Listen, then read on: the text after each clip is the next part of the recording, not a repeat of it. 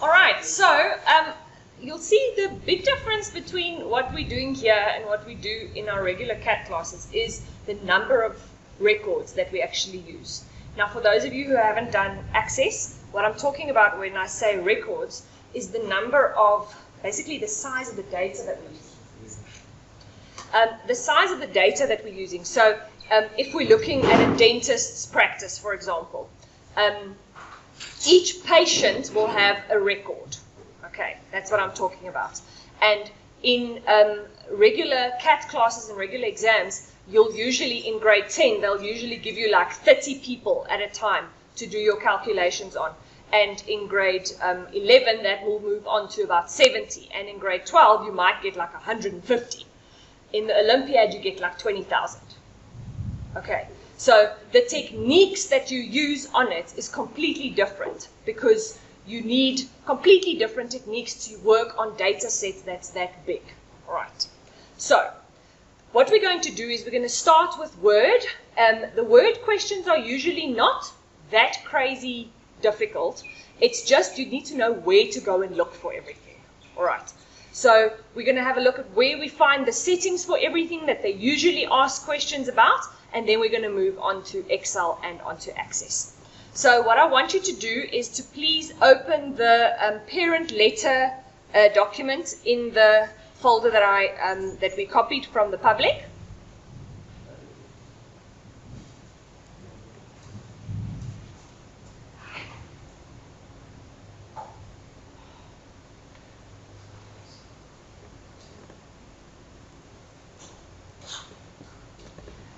Okay, so I'm going to demo on your screen, so you can just have a look there at what I'm showing, and then you can try it yourself just now. Okay, so for the grade 11s and grade 12s, you'll have known this before. They do sometimes ask some questions about metadata, but they ask it quite advanced. They won't just ask you the straightforward metadata. So metadata is information about the file. So it's not the information in the file. The information in the file is which high school this is. It's a letter addressed to the parents and the guardians. But the information about the file is who actually wrote this. Has it been printed in the past? How many words are present in this document? Things like that.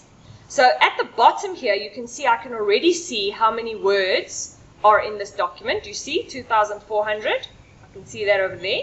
But some of the other information I need to find in the metadata. So here under File, I can find a lot of things here by properties, but these are the basics.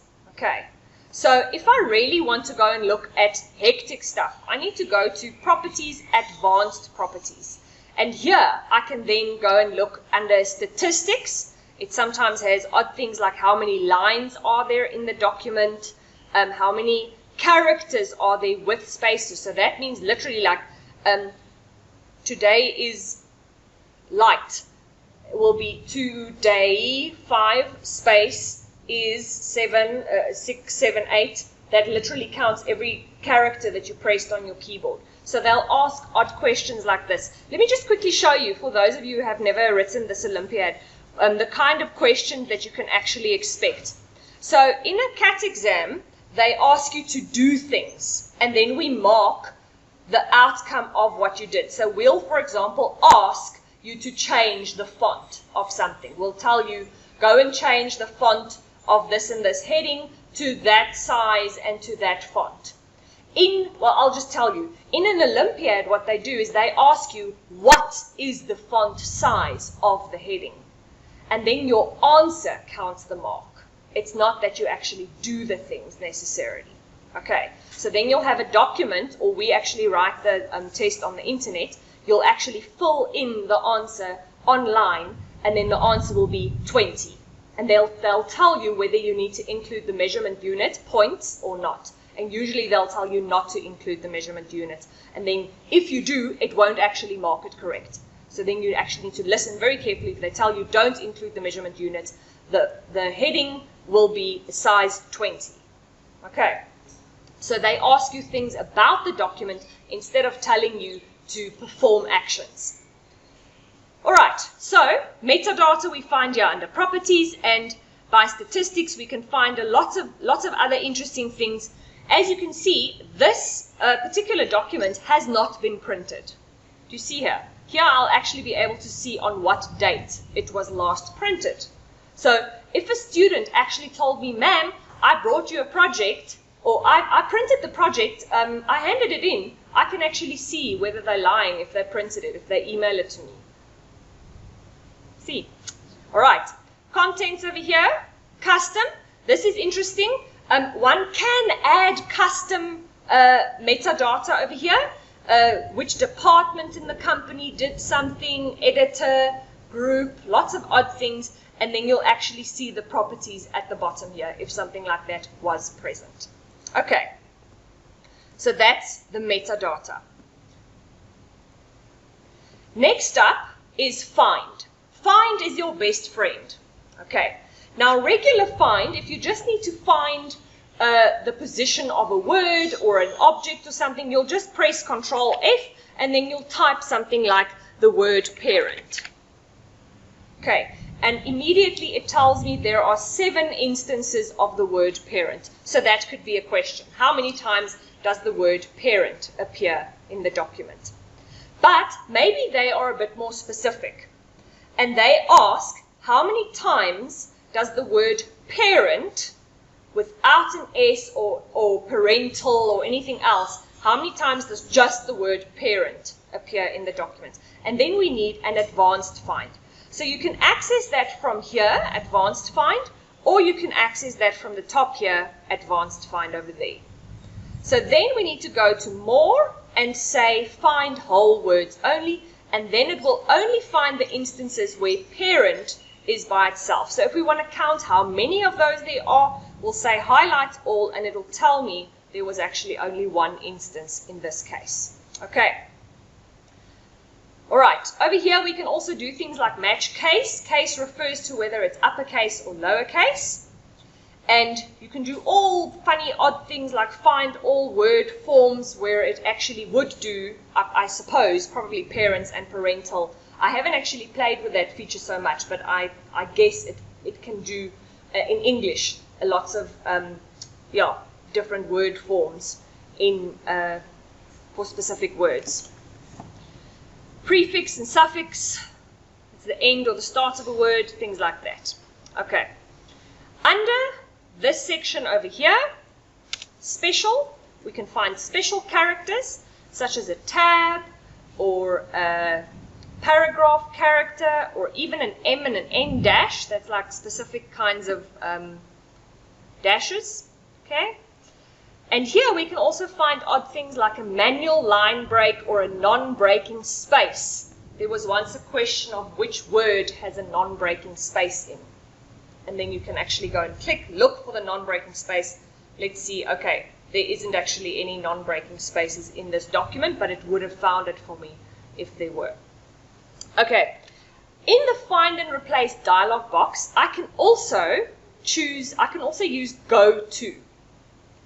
Go to goes to different areas or objects. I can go to a page, a section, a line number. If they ask me to look at what the word is on line number 200 or something, I can do that.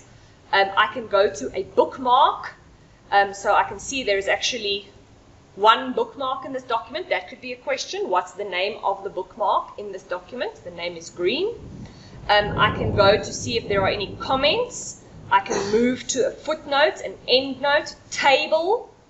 There was once a table in the document, and you had to find, I think it was simple, it was something simple like how many rows are there in the table, but you couldn't see the table's outline, so you actually couldn't figure out what is the table.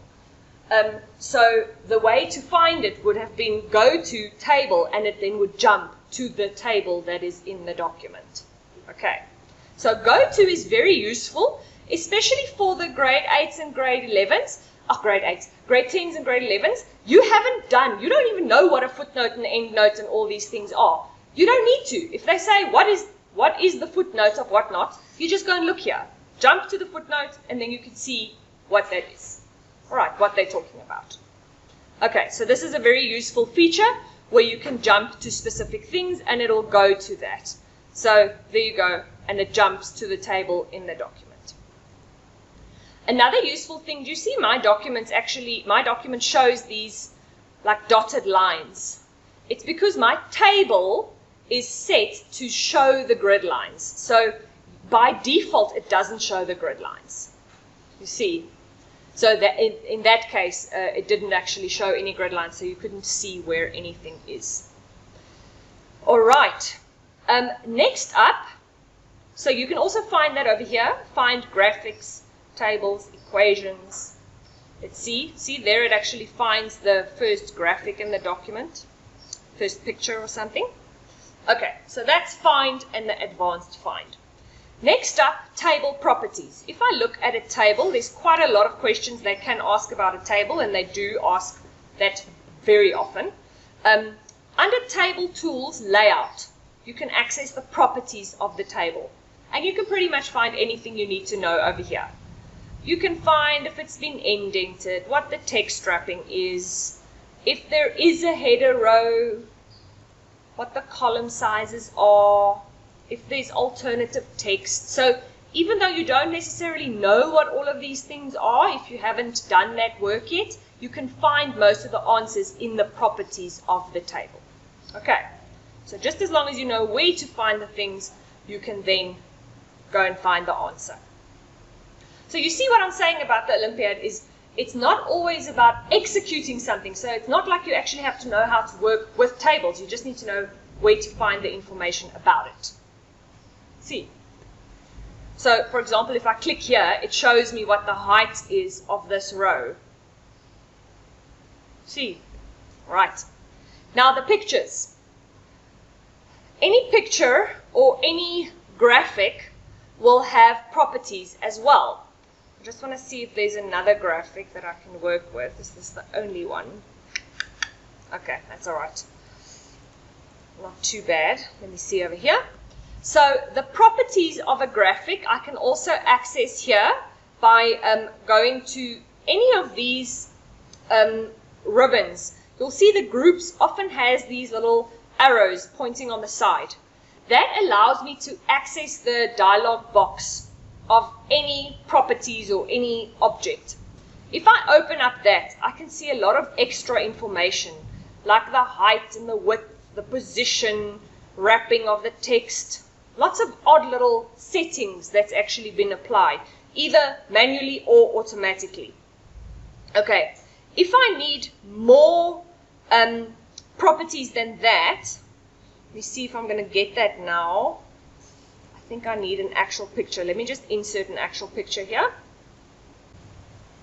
Okay, so if I right click and I go to size and position, it also gives me the same thing. But if I go to format picture, it opens a panel on the side.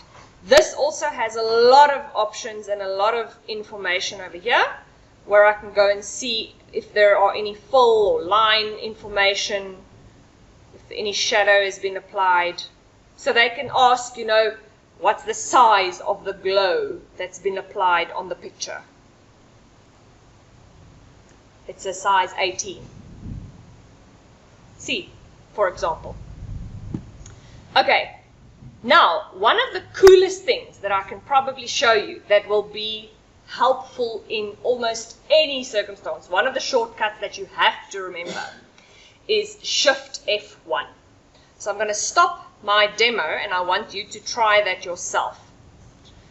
So in your Word document, press Shift F1 and see what comes up. It brings up this panel that says Reveal Formatting. Okay?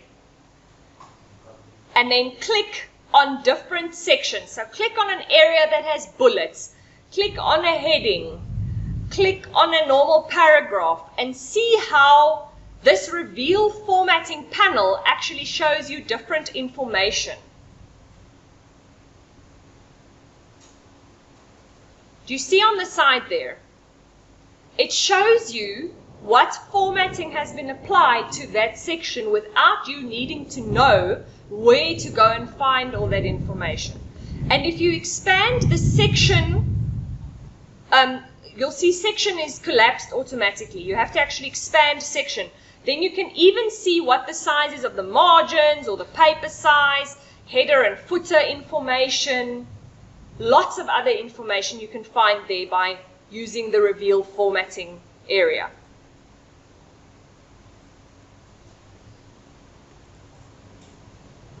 If I click, you can go down to page 4 and actually click inside the table, and you'll see if you're inside the table, it even tells you some information about the table itself. It tells you what style was applied, what border sizes were used, and all of those headings in the reveal formatting panel are actually hyperlinks. If you click on those, it opens up the menu to set those settings. So then you can access even more information. Or if in a normal exam, you can actually then change it there. So that's quite cool. I can see those eyes. Big eyes. Okay, so that's quite cool, eh? Everyone still with me? All right.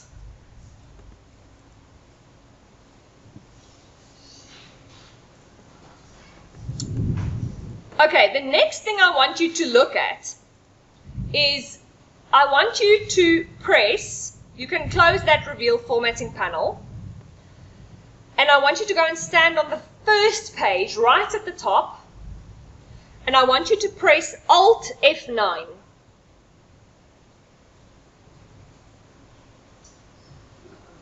Okay, so that's another trick we teachers use to mark your paper. It actually shows us some things that you inserted. So if you press Alt F9 again, you'll see it shows the current date. It shows 21 February 2020. Okay, so in a paper we'll tell you insert the current date. Okay, now the fastest way for me to check whether you actually did it correctly and you didn't just type it is to press Alt F9, and then I can see that you inserted it as a field. And I can see what format you inserted it as. Do you see it says DD, 4Ms, and 4Ys? Okay, so there's a lot of information I can see by using the Alt F9 trick. Okay, so if you go down to the second page, don't know if you remember, but there was a table of contents and a table of figures. Okay, now only the grade 12s at this stage will know what that is.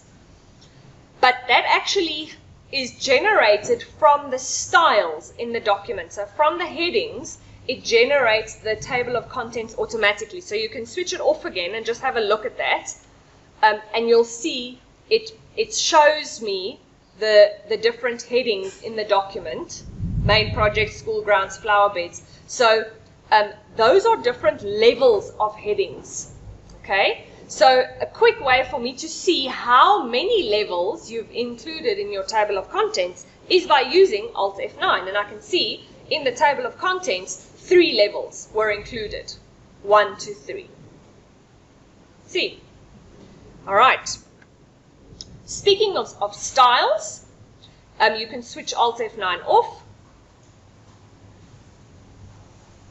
So, Alt F9 works on things like hyperlinks. It works on pretty much anything that's inserted that's dynamic. A hyperlink, it shows you like things like where does it link to, if you changed what the screen tip is, anything like that.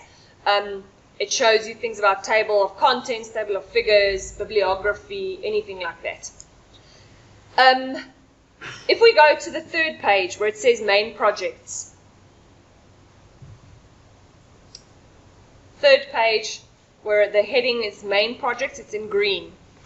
If we look at that, you'll see at the top of the window in the ribbon on the home tab, heading 1 is selected. So that means for the grade 10s, that means this text was formatted in a heading 1 style, which means it automatically applies a lot of formatting. So it's already applied that shading, it's already applied that font color and everything.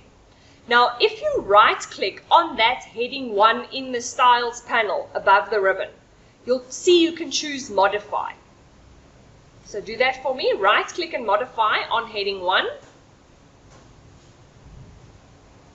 Right at the top in the ribbon. And you'll see you can actually see a lot of the settings over there. Okay. At the bottom, I'm just going to demo for you quickly, just so you know exactly what I'm talking about. I think close that pop-up because it might demo under your pop-up. So just close that window. Okay. If you look over here, so it tells me that the heading 1 was based on a normal style, what the font sizes are and whatnot. But over here, it tells me the exact settings. It's set to a paragraph spacing of after 6. It's set to keep with next. It's set on a clear pattern, style, linked, blah, blah, blah. It has a lot of the other information that was actually all applied over here. It shows me at the bottom over here. So I don't need to go and search for it over here. I can just see it there. Capiche? Okay. Shot. Next up, sources. Now, only the grade 12s will know what I'm talking about. I'm not sure if the grade 11s did the sources dynamically last year in their PAT. I almost don't think so. The awesome thing that one can do with Word is that you can insert an automatic bibliography. You know how you have to always do this for life orientation? You have to do a bibliography and it's so much effort. You can do this automatically. You'll see here on the References tab, Manage Sources. This is where you add new sources and you can say what type of the source is. Is it a report? Is it a website? And you enter all the information over here. Now in an Olympiad, the kind of questions they'll usually ask you is they'll ask you information about the sources that is already embedded in this document. So you just go to Manage Sources, click on the one they're asking about. You can see enough information here that you'll be able to figure out which one they're talking about. Go to Edit, and then you can see the information that you need over here.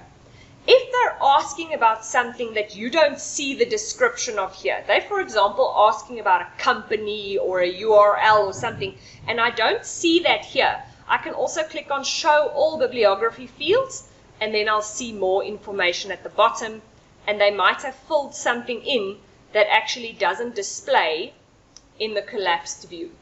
Okay. All right. By the way, these ticks means that those sources have been used as citations in the document. A citation means I'm writing something over here and I'm referring to that source. So I put a little citation at the end saying that is where I got my information. Okay?